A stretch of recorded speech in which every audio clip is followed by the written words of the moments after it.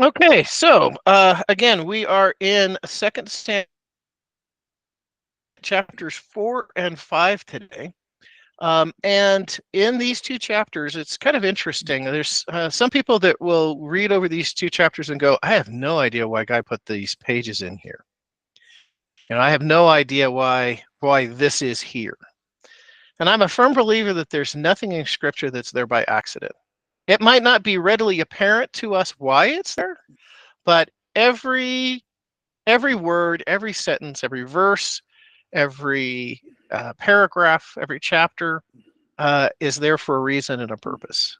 And I think that the reason that this is here, that what we're going to study and is recorded in chapters 4 and 5, is largely because it helps establish the lineage of Jesus Christ. And we'll talk more about that to when we get to it.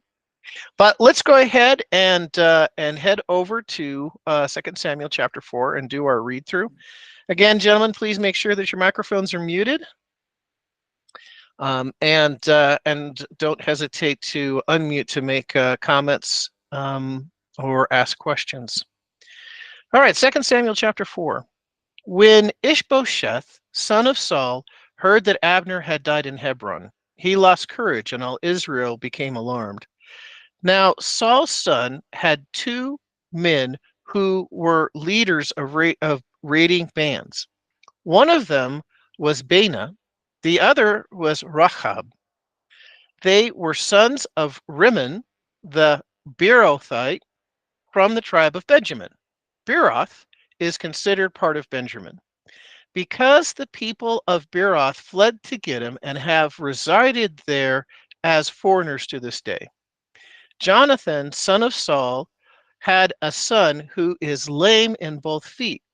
He was 5 years old when the news about Saul and Jonathan came from Jezreel. His nurse picked him up and fled, but as she hurried to leave, he fell and became disabled. His name was Mephibosheth. Now Rahab and Baanah, the sons of Rimmon, the Beerothite, set out for the house of Ishbosheth, and they arrived there in the heat of the day while he was taking a noonday rest. They went into the inner part of the house as if to get some wheat, and they stabbed him in the stomach. Then Rahab and his brother Baanah slipped away. They had gone into the house while he was laying on his bed in his bedroom, and they stabbed and killed him and cut off his head. Taking it with them, they traveled all night by the way of Arabah. They brought the head of Ishbosheth to David at Hebron and said to the king, Here is the head of Ishbosheth, son of Saul, your enemy, who tried to kill you. This day the Lord has avenged my lord, the king, against Saul and his offspring. David and Rahab and his brother Baanah, the son of Rimmon of Beerothite, as surely as the Lord lives, who has delivered me out of every trouble, when someone told me Saul is dead and thought he was bringing me good news, I seized him and put him to death in Ziklag. That was the reward I gave him for his news. How much more when wicked men have killed an innocent man in his own house on his own bed, should I not now demand your blood from your hand and rid the earth of you? So David gave an order to these men, and they killed them. They cut off their hands and feet and hung their bodies by the pool of Hebron. But they took the head of Ishbosheth and buried it in Abner's tomb in Hebron. That's verse 4, or chapter 4. So I think what I want to do is let's go ahead and continue to chapter 5, and we'll do a read through there. Then we'll go back and we'll start to unpack from chapter 4. So chapter 5. All the tribes of Israel came to David at Hebron and said, We are your flesh and blood. In the past, while Saul was king over us, you were the one who led Israel out on their military campaigns. And the Lord said to you, You will shepherd my people Israel, and you will become their ruler. When all the elders of Israel had come to King David at Hebron, the king made a covenant with them at Hebron before the Lord, and they anointed David king over Israel. David was 30 years old when he became king, and he reigned for 40 years. In Hebron, he reigned over Judah 7 years and 6 months, and in Jerusalem, he reigned over all Israel and Judah 33 years. The king and his men marched to Jerusalem to attack the Jebusites who lived there. The Jebusites said to David, "You will not get in here. Even the blind and the lame can ward you off." They thought, "David cannot get in here." Nevertheless, David captured the fortress of Zion, which is in the city of David. On that day, David said, "Anyone who conquers the Jebusites will have to use the water shaft to reach those lame and blind who are David's enemies." That's why they say the blind and the lame will not enter the palace. David then took up residence in the fortress and called it the City of David. He built up the area around it from terraces inward. And he became more and more powerful because the Lord God Almighty was with him. Now Hiram, king of Tyre, sent envoys to David along with cedar logs and carpenters and stone masons, and they built a palace for David. Then David knew that the Lord had established him as king over Israel and had exalted his kingdom for the sake of his people Israel. After he left Hebron, David took more concubines and wives in Jerusalem, and more sons and daughters were born to him. These are the names of the children born to him there: Shammua, Shobab, Nathan, Solomon, Ibhar, Elishu, Nephug, Japhia, Elishama, Eliada, and Eliphalet. When the Philistines had heard that David had been anointed king over Israel, they went up in full force to search for him. But David heard about it and went down to the stronghold. Now the Philistines had come and spread out in the valley of Rephaim. So David inquired of the Lord, "Shall I go and attack the Philistines? Will you deliver them into my hands?" The Lord answered him, "Go, I will surely deliver the Philistines into your hands." So David went to Baal Perazim, and there he defeated them. He said, "As water breaks out, the Lord has broken out against my enemy, Baal Perazim." The Philistines abandoned their idols there, and David and his men carried them off. Once more, the Philistines came up and spread out in the valley of Rephaim. So David inquired of the Lord, and he answered, "Do not go straight up, but circle around behind them and attack them in front of the poplar trees. As soon as you hear the sound of marching in the tops of the poplar trees, move quickly, because that will mean that the Lord has gone out in front of you to strike the Philistine armies." So David did as the Lord commanded him, and he struck down the Philistines all the way from Gibeon to Gezer. All right, that's chapter 5. Any thoughts or comments before we begin to unpack? This is a strange comment, I guess, but it's amazing in the Bible how you hear of these men with multiple wives, not even only a couple, and the transformation of that concept over the years, and yet it seems like that was commonplace. So I thought I'd ask your comments on that a little bit. Well, thanks, George. You're kind of being a straight man for me, because yeah, that's kind of like the elephant in the room here. Taking all of these, these wives, multiple wives, and concubines. Solomon was known as having 1,000 wives and concubines, and many of those wives were part of political treaty agreements with other nations. Princesses and daughters came along with the agreement. And so what does God say about polygamy? So it's kind of an interesting topic because clearly the Bible in several places talks about that it is not wise to have more than one wife, or maybe better put, it is wiser to be the man of one wife. But clearly David and Solomon after David had multiple wives and had lots of wives. Well, if you turn to the book of Deuteronomy, and we're headed to Deuteronomy chapter 17. So Deuteronomy is one of the 5 books in the Pentateuch. It is instructions from the Lord on how he expects the people to behave, about dietary requirements, requirements for worship, all kinds of different commands that have come from the Lord. Specifically in Deuteronomy chapter 17, starting at verse 14, there's instructions for kings. Now, the interesting thing about that is that God was Israel's king right up until Saul, right? So we're talking about somewhere in the neighborhood of 1000 BC. But Moses is 500 years before that, at least.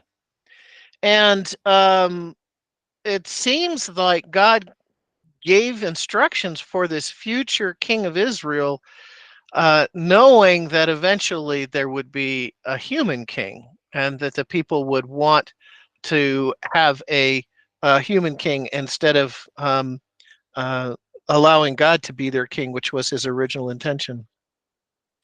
So, Deuteronomy chapter 17, starting at verse 14.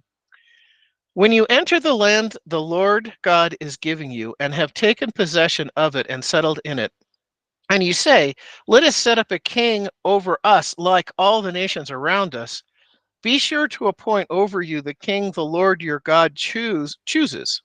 He must be from among your own brothers. Do not place a foreigner over you, one who is not a brother Israelite. The king, moreover, must not acquire great numbers of horses for himself, or make the people return to Egypt to get more of them, for the Lord has told you, you are not to go back that way again. He must not take many wives, or his heart may be led astray. He must not accumulate large amounts of silver and gold. When he takes the throne of his kingdom, he is to write for himself on a scroll a copy of this law taken from that of the priests, who are the Levites. It is to be with him, and he is to read it all the days of his life, so that he may learn to serve or revere the Lord his God and follow carefully all the words of his law and these decrees, and do not consider himself better than his brothers, and turn from the law. Then he and his descendants will reign a long time over his kingdom in Israel. So specifically in this chapter, in verse 17, it says not to take a lot of wives. And so I think that polygamy was something definitely in Old Testament times that God put up with. It wasn't his best. It wasn't what God intended, but it was still done. And I think that the temptation to have multiple wives, being wealthy, probably, thinking in David's mind and in Solomon's mind that he's financially supporting all of these women. So he has a responsibility to them and their families, but that's more of a justification. So it is kind of an interesting dichotomy, I suppose.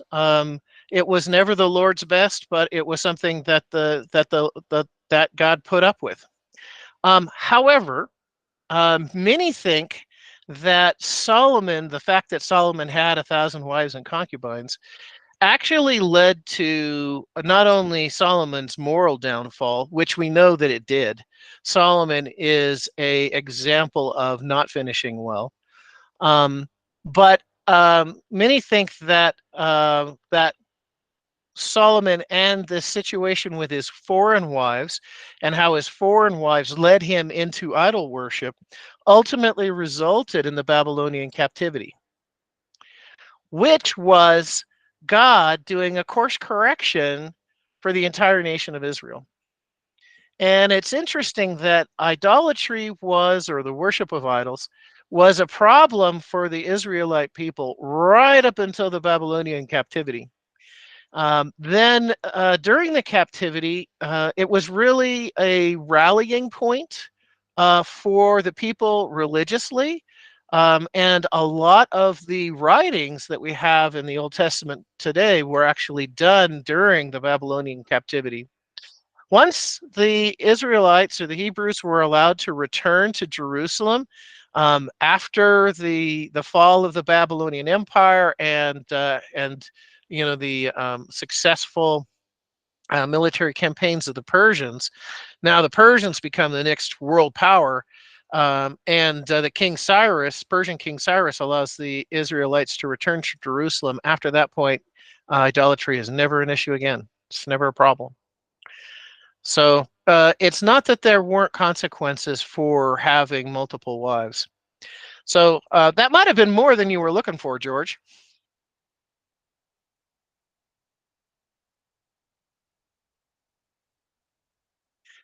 All right, so let's go back to the top of chapter 4 and start to unpack this. When Ishbosheth, son of Saul, heard that Abner had died in Hebron, he lost courage, and all Israel became alarmed. So if you'll recall, Abner was the captain of Saul's armies. And what we studied last week in chapters 2 and 3 was that Abner actually was ruling Israel by proxy through Ishbosheth.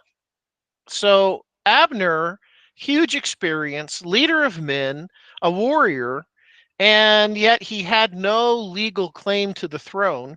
So he ruled through Ishbosheth. Now, the image that we get from Ishbosheth is that he was a sort of a weaker person, and he needed Abner, and he needed the guidance that Abner provided. So here, after Abner's death, Ishbosheth is now afraid. He's lost courage, and everyone's alarmed. They're saying, "What are we going to do?" Now, Saul's sons had two men who were leaders of raiding parties. So these were just guys in Saul's army. They weren't anything special, and they kind of seem like Beavis and Butthead. You know, they're really they're screw ups. Now, Saul's sons had two men who were leaders of raiding parties. One was named Baana, the other Rahab. They were sons of Rimmon, the Beerothite, from the tribe of Judah. Beeroth is considered a part of Benjamin. So that's just giving us a geography. So these men are from the territory that belonged to the tribe of Benjamin. Because the people of Beeroth had fled to Gittim and had resided there as foreigners to this day. Again, just giving us a place that we can visualize where these guys, Baana and Rahab, had come from. Actually, Baana.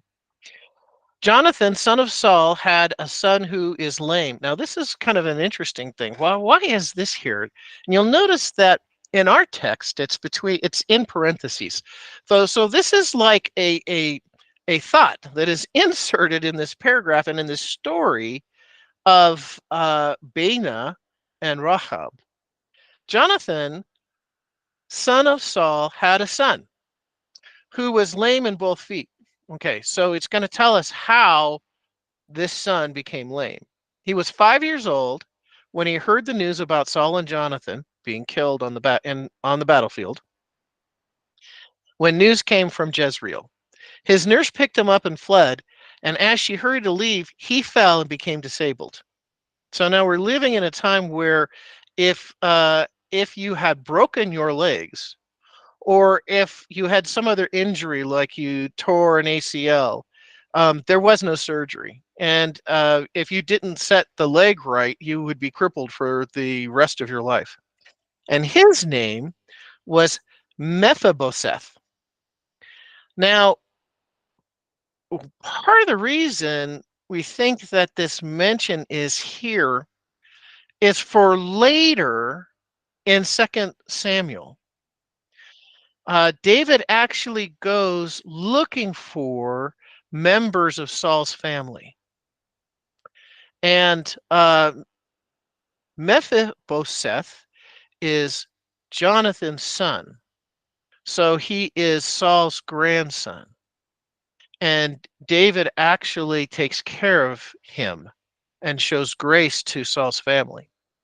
The interesting thing is that Mephibosheth is actually, is technically, or shall I say legally, a potential threat to David because he could make a claim to the throne.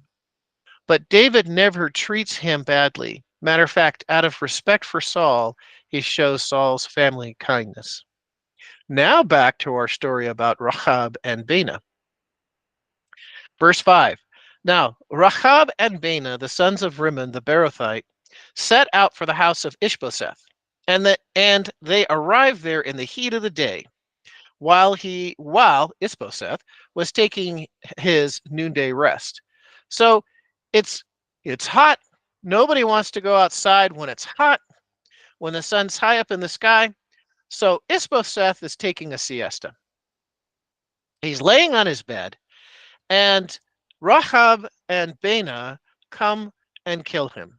So Ishbosheth is laying on the bed and asleep, and they sneak into the house as if they were going to borrow wheat. Now, I don't know if, if I had a king living next door to me, I don't know that I would go to the king's palace to borrow a cup of wheat, but that's the guys that these two men came to the house of Ishbosheth. They went into the inner part of the house as if to get some wheat, and they stabbed him in the stomach. Then Rahab and his brother Baanah slipped away. They escaped. They had gone into the house while he was lying on the bed in his bedroom, after they stabbed and killed him, they cut off his head. So it was a very gory and bloody death, a very gory scene. Taking it with them, they traveled all night by the way of Arabah. They brought the head of Ishbosheth to David at Hebron and said to the king, "Here is the head of Ishbosheth, son of Saul, your enemy, who tried to kill you."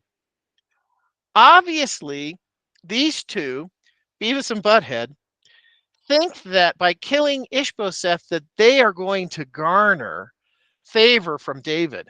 And instead of being lowly soldiers in Saul's army, I think that they were expecting David to provide them with a promotion and maybe make them generals or at least colonels, but that's not what they got at all. They brought the head of Ishbosheth to David at Hebron and said to the king, "Here is the head of Ishbosheth, son of Saul, your enemy who tried to kill you. This day the Lord has avenged my lord, the king, against Saul and his offspring." Now remember, at this point, David is just king of Judah. So that would have been the king over the territory of the tribes of Benjamin. And so he wasn't king of all Israel, but they're trying to prop David up. And so they're saying, they address him as my lord and the king.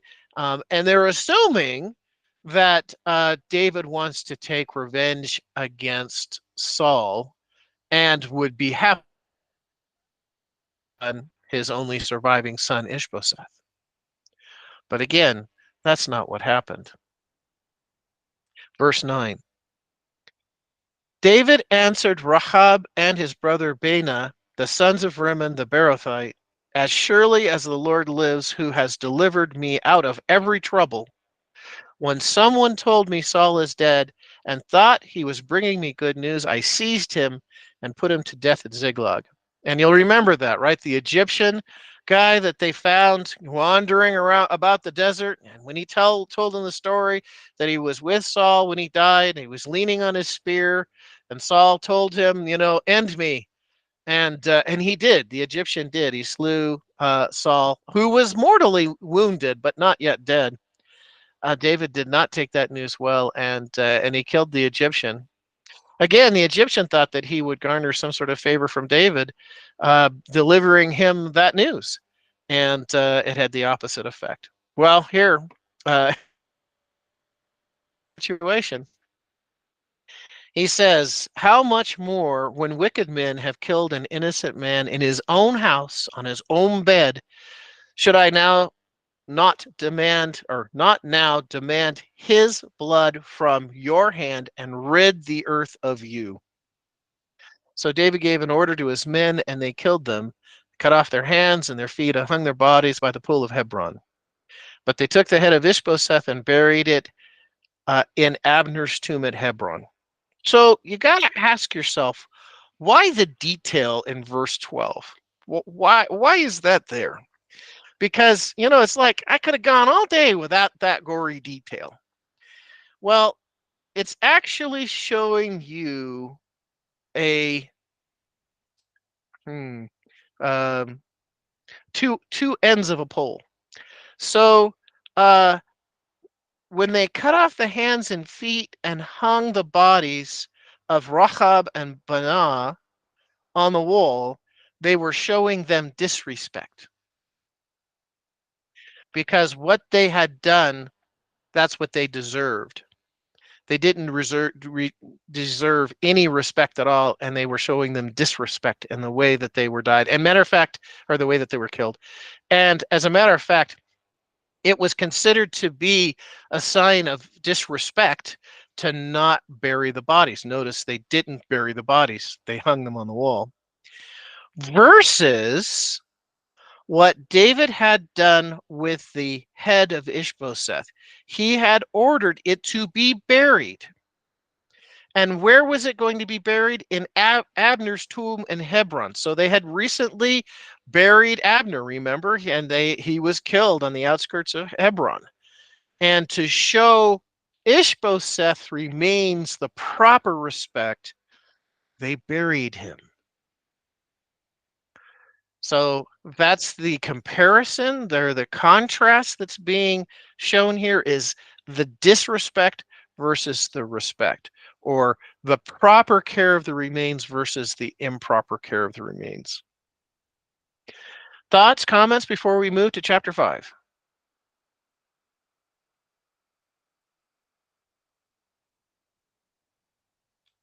All right. So talking about chapter 5, verse 1. All the tribe of Israel came to David at Hebron and said, "We are your own flesh and blood. In the past, while Saul was king over us, you were the one that led Israel on their military campaigns. And the Lord said to you, you will shepherd my people and you will become their ruler." So here's what happens. Abner's gone. Ishbosheth is gone. And now the 11 tribes of Israel say to themselves, this is not a good time to be without a king. Well, what are our options? Well, we could select another king. Notice they don't go to God. They don't say, Lord, what would you want to do? Would you select another king for us? No. We could select another king, or, there is David. And David is a leader of men. And David is a military expert. And actually, David was a very good general. David is already the king over the tribes of Judah and Benjamin. Well, why don't we go to David and let's see if he'd be willing to be our king too. So this is what they do, and they start out by saying, "We are your own flesh and blood," which is true, right? These are all Israelites, and that's what they're saying. David, we're all Israelites. Would you consider being our king too? Verse 2, and in the past, while Saul was king over us, you were the one who led Israel on their military campaigns. So they're acknowledging David's military prowess, his leadership capabilities.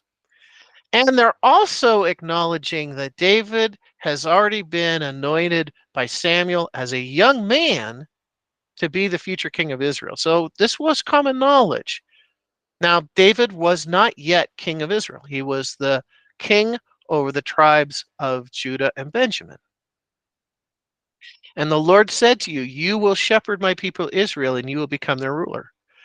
So David, it only makes sense. I mean, this is what God told you was going to happen. It only makes sense that we do it now. When all the elders of Israel had come to King David at Hebron, the king made a covenant with him at Hebron before the Lord, and they anointed David king over Israel. So this is the third time that David is anointed king. So the first time he was anointed by Saul. Remember that story from 1 Samuel? And then the second time was when the elders of the tribes of Judah and Benjamin anointed David at Hebron to be their king. Still, the 11 other tribes were under Saul. You might ask the question, why do I say the tribes of Judah and Benjamin? And yet there were 11 remaining tribes. And the answer for that is that the numbers of Benjamin, the tribe of Benjamin, were so few compared to Judah that they basically combined the two together. Verse 4, David was 30 years old when he became king. Now this is king over all Israel. And he reigned for 40 years. In Hebron, he reigned Judah 7 years and 6 months. And in Jerusalem, he reigned over all Israel and Judah 33 years. So that's how they come up with the 40. Technically, it's 40 years and 6 months. That's a long reign for a king. That's a long career to be king. And David was quite the man. Was quite the man. And it's interesting to me that verses 4 and 5 in this chapter are sort of like, hit the pause button and let me give you a little bit of background, or let me give you a little bit of history.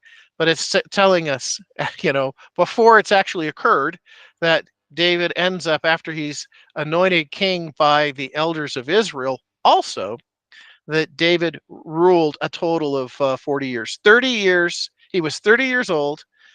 He reigned for 40 years. So 40 years, 6 months. So how long did David live? 70 years and 6 months. And he reigned over all of Israel 33 years. Verse 6, the king and his men marched to Jerusalem to attack the Jebusites who lived there. The Jebusites said to David, you will not get in here. Even the blind and the lame can ward you off. They thought, David cannot get in here. Nevertheless, David captured the fortress of Zion, which is the city of David. Again, we're getting the story mixed with a little bit of history in this. So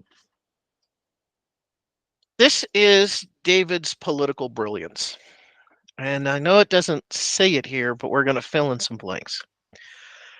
So David, now that he is the king over all of Israel, but there's a problem. If he stays in Hebron, then the tribe of Judah can boast that they are the host of the capital city. And if he selects any city in the rest of Israel, then the tribe where that city is located, they too could boast that they host the capital of Israel, the capital of a nation. So David is looking around both the political and geographical landscape, and he sees Jerusalem. Now, Jerusalem has been a special place all the way back to Abraham. And you'll recall Abraham when he's returning from his battles with the spoils of war. He meets the priestly king, Melchizedek, which we believe is a pre-incarnate appearance of Jesus. And he is so impressed at Salem. Okay, at Salem, he meets Melchizedek. He is so impressed by Melchizedek that he gives Melchizedek 1/10 of the spoils that Abraham had collected. And I don't know if you realize this, but the reason that a tithe is considered 10% is because of that passage and that situation. So now Salem becomes Jerusalem, which means New Salem, same place. But there's an interesting thing that happens in Jerusalem. There is a Canaanite people called the Jebusites who live in Jerusalem. And during Joshua and the Israelites' military campaigns to clear out the promised land, the Jebusite people, they were never conquered. And the reason that they were never conquered is because Jerusalem is a naturally fortified city. It has a ravine running along one end, and then there were city walls running along the other side. There were rock outcroppings and hills that were natural fortifications for the city.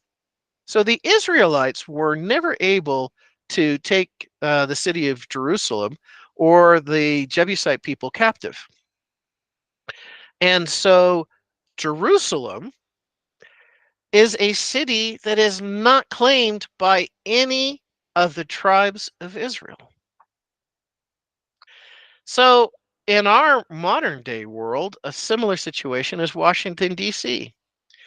Washington, the District of Columbia isn't a state, it's a district, and it doesn't belong to any particular state. So that no state could boast that they host the capital of the nation. It's on neutral ground. That's what David is doing with Jerusalem. Jerusalem turns out to be the crossroads of two different, very lucrative trade routes. So Jerusalem it makes economic sense. Also, there are really good roads that lead to Jerusalem.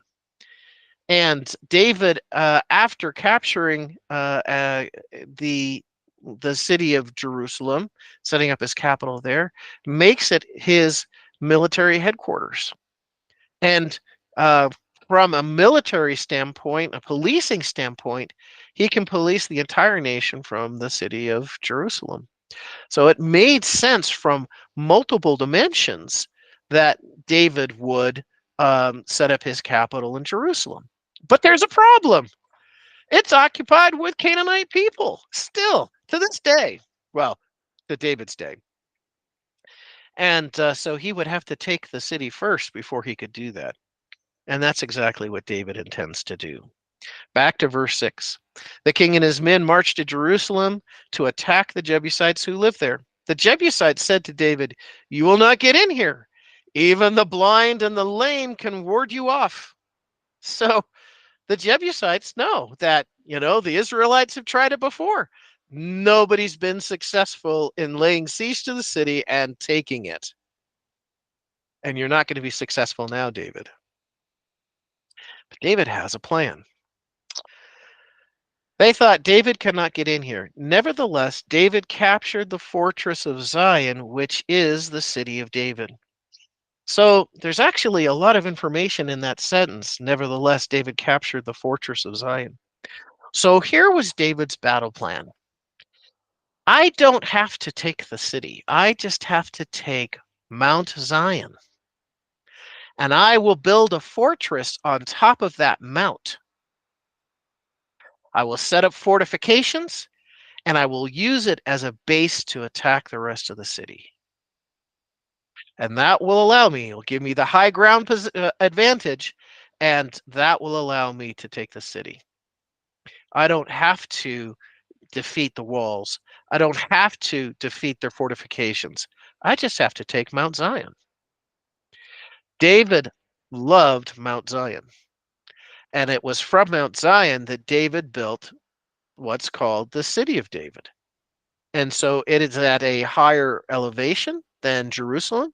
The old city is actually at a lower elevation. And to our present day, they are excavating the City of David. It exists. We know where it was, and we found some really fascinating artifacts in the City of David that is it is on Mount Zion, and it abuts or is next to the city of Jerusalem.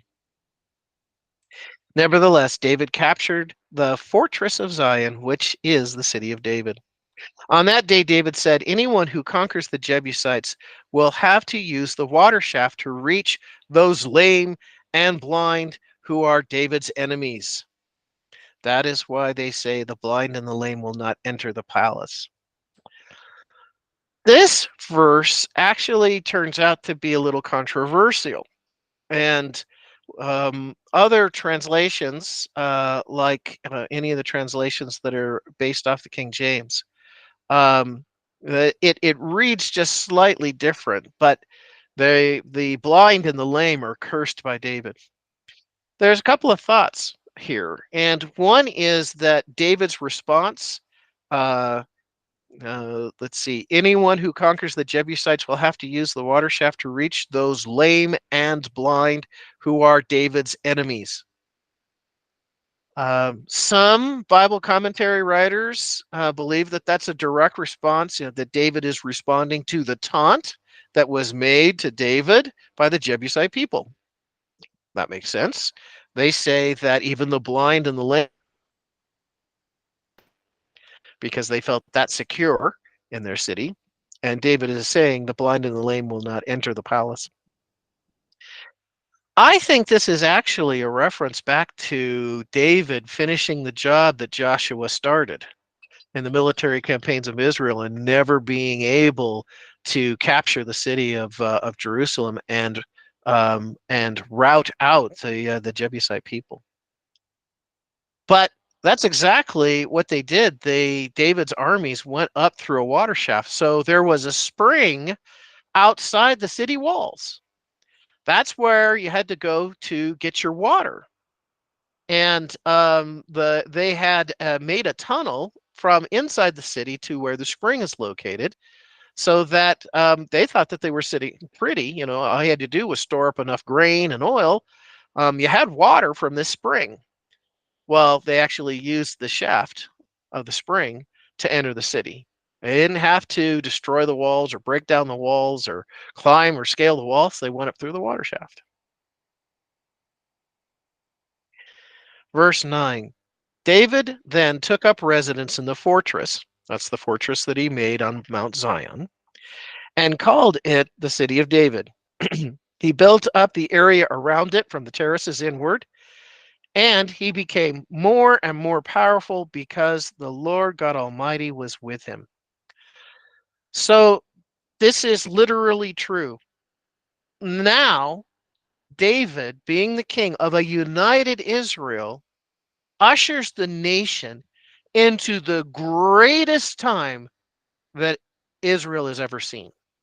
And to this day, when Jewish people think of the good old days, what they're thinking of is the rule of reign of David and Solomon. Those were the glory days of Israel. They were the leaders of the Middle East. They had wealth. Remember that Jerusalem was on the crossroads of two different lucrative trade routes. They had made treaties. They had gold. They had Phoenician gold. They had made a deal with the Phoenicians to transport their gold, kind of like the Wells Fargo of the ancient world, right? We don't have to mine it. We just have to transport it and deliver it. They were a military power.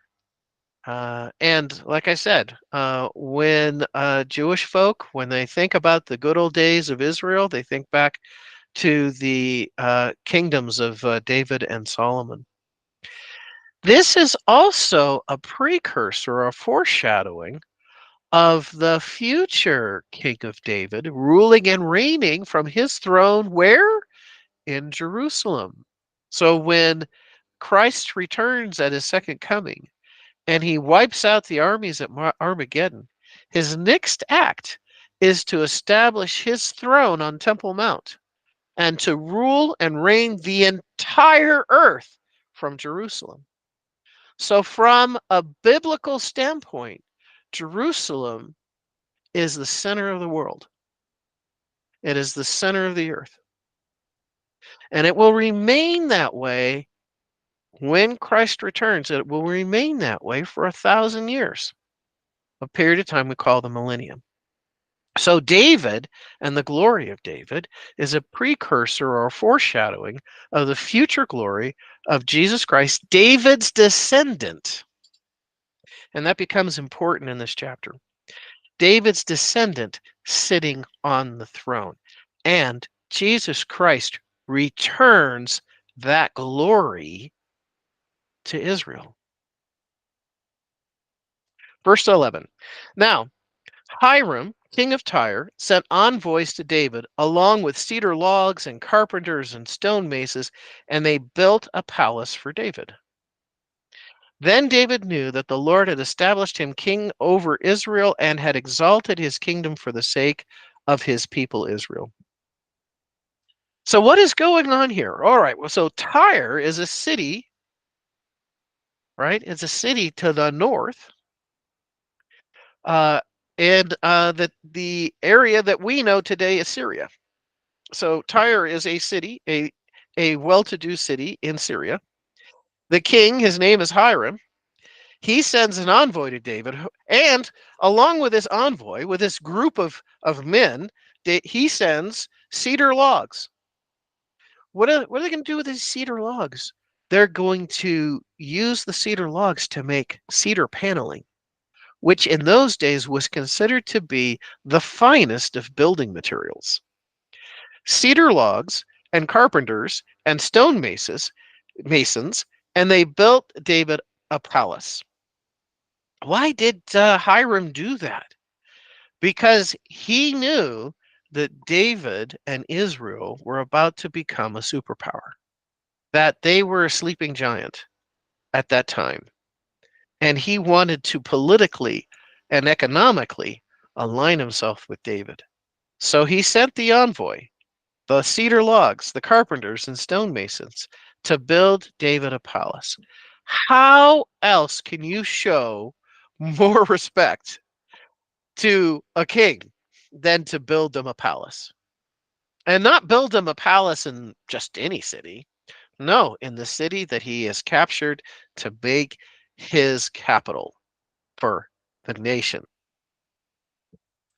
Then, verse 12, then David knew that the Lord had established him as king over Israel and had exalted his kingdom for the sake of the people.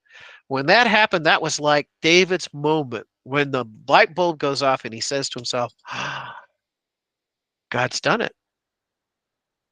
Everything that God had promised, everything that God had said, he's done it. I mean, he anointed me when I was just a boy. And it's been a rough road. You know, I've had Saul twice threw javelins at me trying to kill me. Then he chased me around the desert for 10 years trying to kill me. Then I hid in Palestine, and then, and so on and so on. And it's been a long road. But God, we made it. We made it. And you are blessing this nation.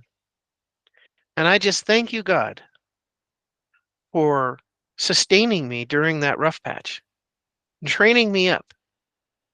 And David is finally doing what God had intended. David was fulfilling the plan that God had for David's life. And you know that feeling when you're doing what you know you were meant to do? That's what David's experiencing at this moment. Then David knew that the Lord had established him as king over Israel and had exalted his kingdom for the sake of the people. So because what God had done in placing David as king over Israel, God was blessing the nation. Verse 13. After he left Hebron, David took more concubines and wives in Jerusalem, and more sons and daughters were born to him. Are the names of the children born: Shammua, Shobab, Nathan, Solomon, Ibhar, Elishua, Nepheg, Japhia, Elishama, Eliada, and Eliphalet. Now, this is sort of a genealogy, right? These are the children that were born to David. Why is this here? Well, it does establish David's line, his lineage. And what's important to note is two of these names, Nathan and Solomon. Mary was from the line of David through Nathan. Joseph, her husband, was from the line of David through Solomon. Again, establishing for Jesus Christ the royal line of Israel. Fulfilling Bible prophecy that the millennial king, the one that rules and reigns 1,000 years in Jerusalem, is from the line of David. Verse 17, when the Philistines heard that David had been anointed king over Israel, they went up in full force to search for him. But David heard about it and he went down to the stronghold. So now the Philistines, David's got this sordid past with the Philistines, right? Saul has killed his thousands and David has killed his 10,000s, right? And yet David hides in the city of Gath, right? The one of 5 major Philistine cities, Gath. And it's also interesting that Goliath, what Philistine city did Goliath come from? Gath. Where was Ziklag? In the Tory that was ruled and reigned by the king of Gath. Now the Philistines, well, let me go back a step. So then David, the Philistines, they're looking at this going, this can't be. David, he came and he lived among us, and he's killed us. This can't be. He doesn't deserve to be king. So they came up in full force. And during the entire 40-year reign of David, the Philistines remained their enemies. So when David heard about it, he went down to the stronghold. So he went to the fortress. Now the Philistines had come and spread out in the valley of Rephaim. So David inquired of the Lord. This is important. This is important because David had arrived. I mean, think about it. He's not just the king over 1 or 2 tribes. He's now the king of all of Israel, and he's unified the people.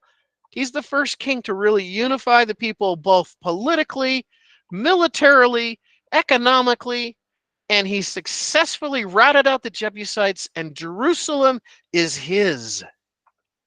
David had made it. Does he need God? Yes, and David never forgets that. And even though he made it, he now inquires of the Lord. So David inquired of the Lord, shall I go and attack the Philistines? Will you deliver them into my hands? So David could have holed up in the fortress for a long time. And yet he knows that he should be doing something about it. And so he goes to the Lord, goes to him on his knees, and he asks the Lord, should I go after the Philistines? Will you make me successful? Will you deliver them into my hands? The Lord answered him, go, I will surely deliver the Philistines into your hands. So David went to Baal Perazim, and there he defeated them.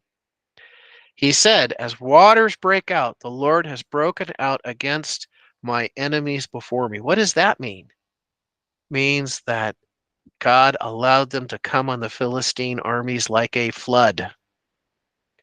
As waters break out, The Lord has broken out against my enemies before me. So that place was called Baal Perazim. The Philistines abandoned their idols there, and David and his men carried them off. So the Philistines were starting to set up camp, and they even brought their idols and began to worship them there in the valley of. Got to get back to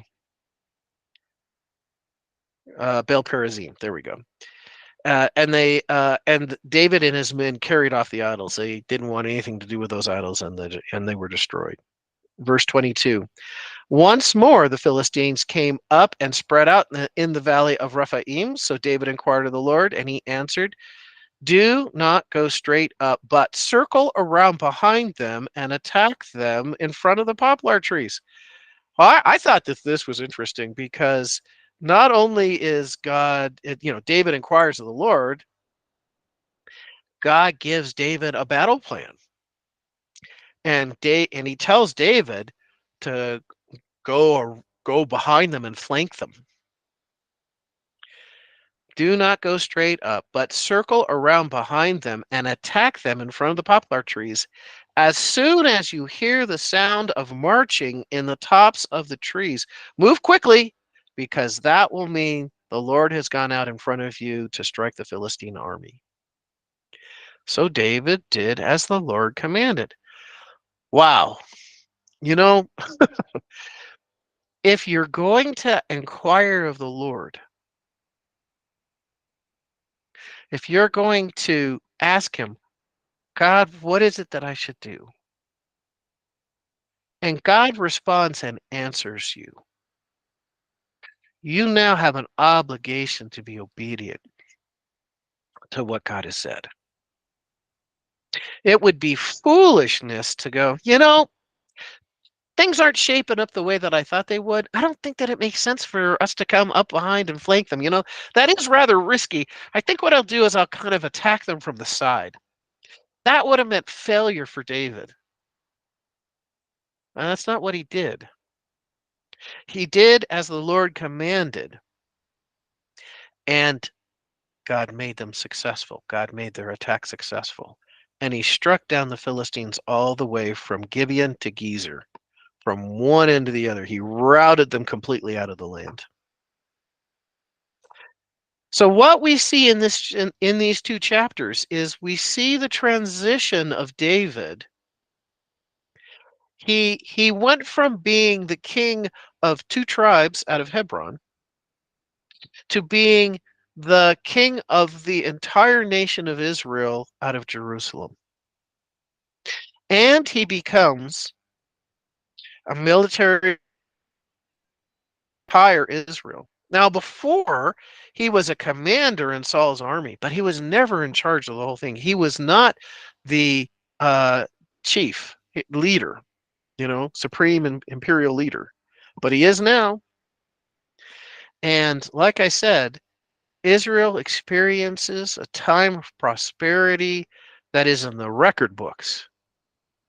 Israel, at least to this point, hasn't seen a more prosperous time than during the reigns of David and then his son Solomon. And I love the part here that we're told of the names of the children that were born to David in Jerusalem. And among those names, Nathan and Solomon are the two men that Mary and Joseph are both related to. And I think it's significant that Jesus Christ is royal, is connected to David's royal line from two different directions. In Jewish culture, genealogies are traced through the mother.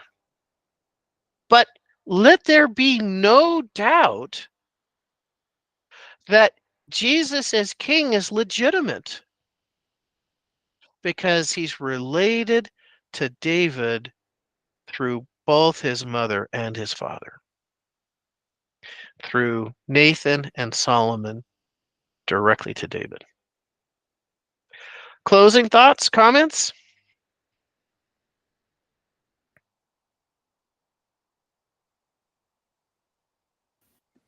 So thank you for this great history. It's amazing to see how Jerusalem was formed and the importance of it, and of course the lineage of everybody. So thank you for all this knowledge. You're really incredibly blessed with your knowledge.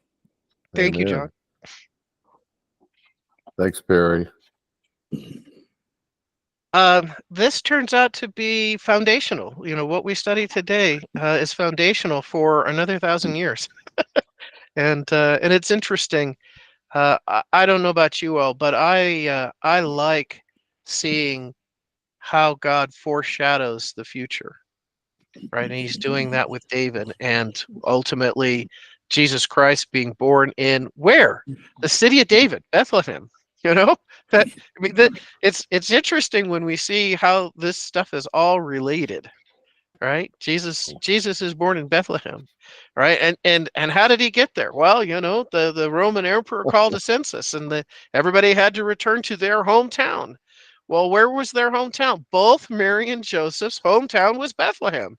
There was no argument. They didn't say, well, you know, Joseph didn't say, well, we got to go to my hometown, not your hometown. No, both of them there, because they were both from David's line. Their hometown was Bethlehem. And they get there, there's no room in the inn. Right? And so if man had planned the birth of the Savior, there would have been bands, there would have been, you know, political speeches, there would have been parades, but no, there was no room in the inn. But you know, I got this stable, I got this grotto. You know, it's really a cave, and you know, the animals. You know, I don't think that they disturb you, but you could stay there if you want. And that whole plan was put forth 1,000 years before. And then ultimately, when Christ returns at his second coming, he's going to return to Jerusalem, just like David did, victorious, and set up his rule and reign in Jerusalem for 1,000 years. All right, gentlemen, please have a good rest of your week, and go with God. You too, Perry. Take care, guys. Thanks, Perry. Hey, Perry.